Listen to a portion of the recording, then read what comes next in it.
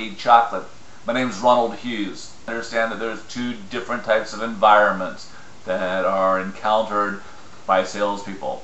We go into organizations and we're employed to be a salesperson, to sell on behalf of an organization.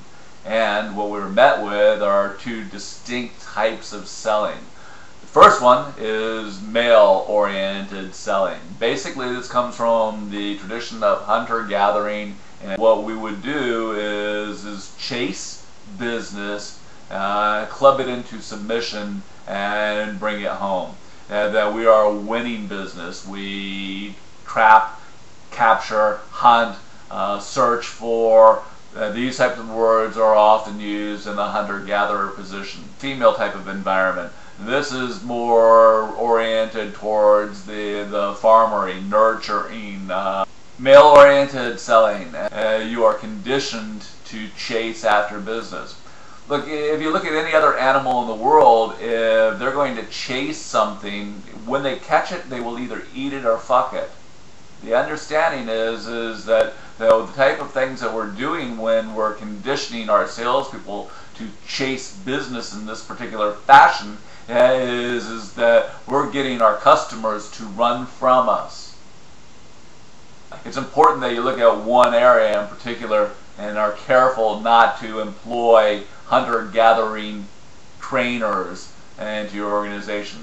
I recently sat on a forum with a number of sales trainers here in Ireland, and it was dominated by hunter-gatherers. What you don't want to do is employ a bunch of hunter-gatherers in an organization which in fact is female. Look at the mission and vision statements of the organization before you employ a hunter-gatherer sales culture. If the two don't mix, what you're going to find out is that you're going to an organization that is going to be at odds with itself. It's so normal to walk into a company these days and find that the sales team is separate totally from the rest of the organization because their culture is totally different. You've got an orientation there towards hunter-gatherer, and you've got a nurturing, caring organization. The two don't mix. What does a female sales organization look like? In a female selling organization, what you're going to find is an organization that is nurturing of the customer. What I mean by this is that the salesperson is there to make sure that your product is the right product for the customer. If it's not, it's to orient the customer towards the best place to buy the product that's going to fit their needs. We've got a lot of analogies in here about the history and the hunter-gatherer. The reason why that's in there and why it's important for you to look at is because of the fact that that is where we came from. Why are we looking at farming versus hunter-gathering is probably a good idea for you to understand that in the long run, hunter-gathering is about now, and farming is about having a view towards the future. Now, when you have a sales culture that is totally about now, what happens is that in times of recession, you'll have difficulties with your customer base. What do you do to make it all happen now and as quickly as possible is to start talking to your staff about long-term now. Start talking to your customers about when rather than now. Start talking to them about the future. And make plans, a lot of plans.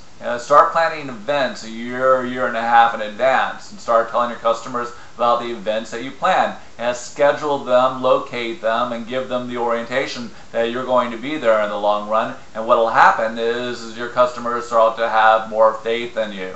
The online businesses out there today, the big ones are a lot of the recruitment companies and everything. I'm not likely to feel very comfortable when I'm watching companies collapse all around me that they're going to be there in the long term. But if I hear from somebody regularly that they are planning events 3 months, 6 months, 12 months down the road, 18 months, 24 months, what's going to happen is that I'm going to start to see that the organization is oriented towards the long run. If I see salespeople out there who are not attempting to close me immediately, who are looking for opportunities in the future, who are talking to me about opportunities in the future, I'm far more likely to move with those organizations and be oriented towards using them in the future. Look, today, your orientation, a little hint for you at the moment and everything, is slow down and calm down. Quit worrying about today. All totally over with, then you don't need to worry about it anyhow. Imagine yourself in a better position in 18 months. Imagine that things are going to get better. Keep those things in your head and visualize those, and you'll make it okay as a salesperson. As a sales manager, you've got to be treating your salespeople with the idea that they are your future.